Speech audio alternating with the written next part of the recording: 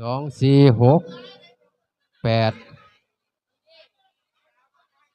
ห่วยเอาด้วยอันผู้นี้ก็เป็นได้คือกันผู้ยิ่งนะเอาบรรยากาศที่ว่าเป็นเกียรติเป็นที่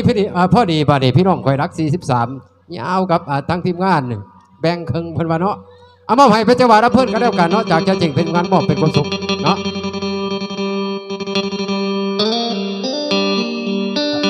พี่น้องมาบวชซื้อน้ำเพิ่นก็ได้เด้อพี่น้องอยู่ในโตในตัง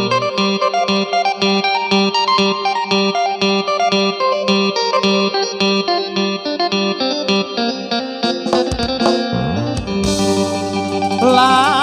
นังเอ้ยสมมติว่า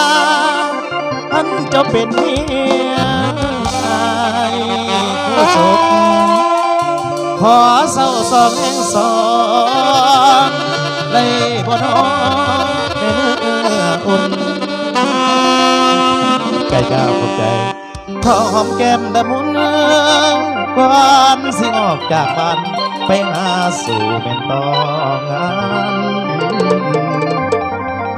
ยามมือแดงบัดก็มาหอดบ้านน้องหอมสองเรือเด้อตาหวานเศร้าก็สองแรงก็สองเจ้าหับไว้อยู่บ่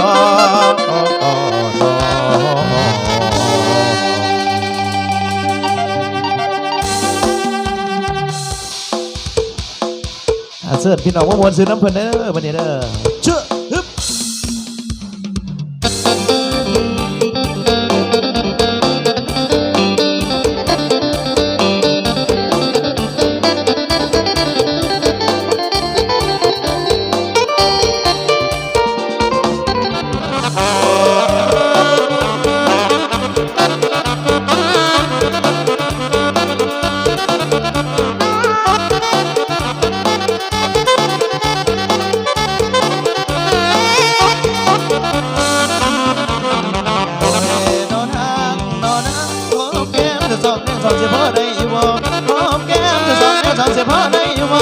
เราในโน้ฮับบ้าก็ได้สิพ่อน้องแต่งงานพ่อต้องยา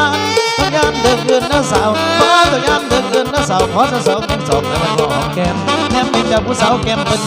นมเป็นเจ้าผู้สาวต้องเป็นนาฉันเออใจต้องมาสั่นเจ้าอยู่บ้านเขียนทินแดนใดเจ้าอยู่บ้านเขียนทินแดนใดแก้มเขาคือนวลหนักเพ่งได้นองใจใส่ห้องยังเป็นผัวก่อกายใจใส่ห้องยังเป็นผัวก่อกายขันบุญได้เป็นผู้น้อง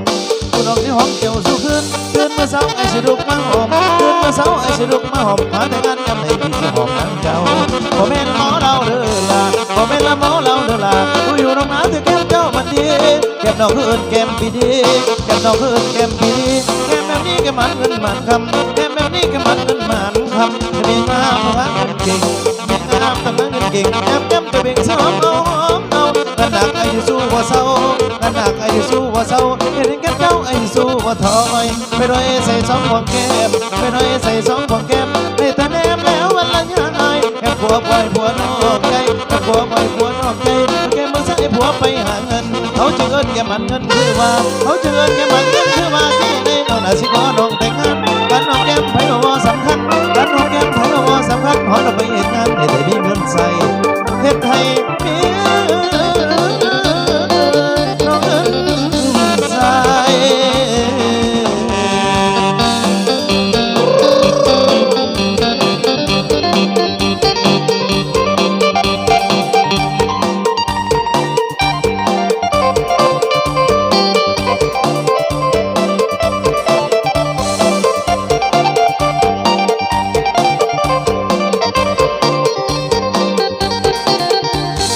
บ่แม่นหมอเราเด้อล่ะบ่แม่นหมอเราเด้อล่ะอยู่น้องนาถ้าแก้มเจ้ามันดีแก้มน้องคือเอิ้นแก้มปีดีแก้มน้องคือเอิ้นแก้มปีดีแก้มแบบนี้แก้มมันเงินมันคำแก้มแบบนี้แก้มมันเงินมันคำในเมียงามต้องหาเงินเก่งในเมียงามต้องหาเงินเก่งแก้มแก้มจะเบ่งสิหอมเอากันหนักไอ้สู้ว่าเศร้ากันหนักไอ้สู้ว่าเศร้าแค่มีแก้มเจ้าไอ้สู้ว่าถอยไปลอยใส่สองพวงแก้มไปลอยใส่สองพวงแก้มได้แต่แนมแนววันละยังไงแก้มผัวไปผัวนอกใจแก้มผัวไปผัวนอกใจแก้มมือซ้ายผัวไปหา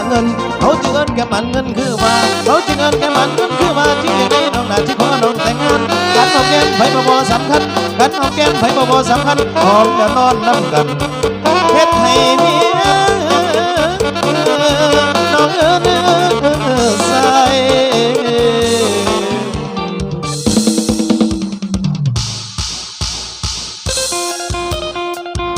เสาแหล่มาบ่เนาะมื้อนี้เนาะถ้าเอาลูกกินนมบ่จ๊ะ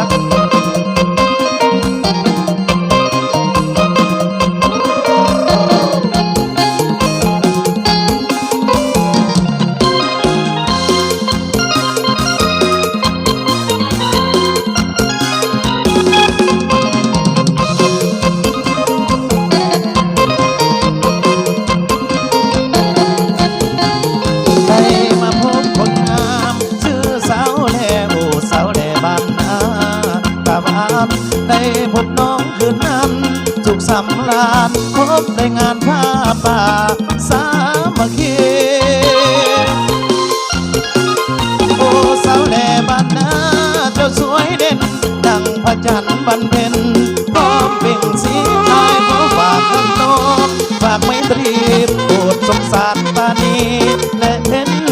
ใจกายนี้จากบ้านนามาน้องหวังประกองความรักให้สดใสญาติน้องคนดีบ่เห็นใจดื้อตีว่ายากจนคนบ่มี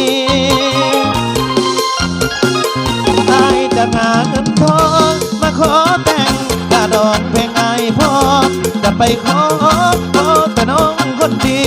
ตั้งตารอน้องจงรอวันนั้นวันวิวา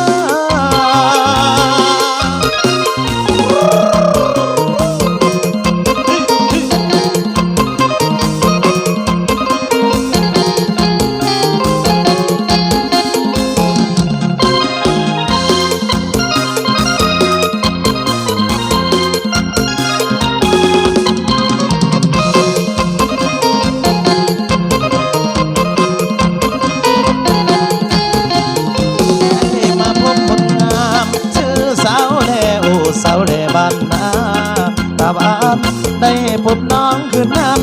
สุขสำราญพบในงานผ้าป่าสามัคคีโอ้สาวแหล่บ้านนาเจ้าสวยเด่นดังพระจันทร์บรรเพ็ญพร้อมเป่งสีอายขอฝากข้างน้องฝากไมตรีโปรดสงสารปานีและเห็นใจ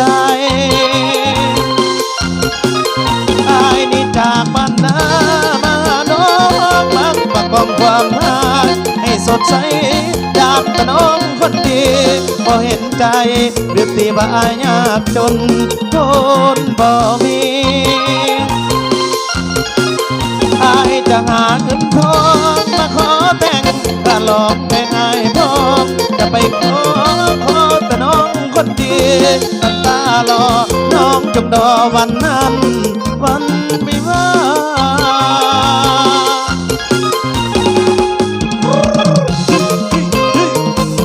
โยนเด้อพี่น้องโยกแห้งเด้อ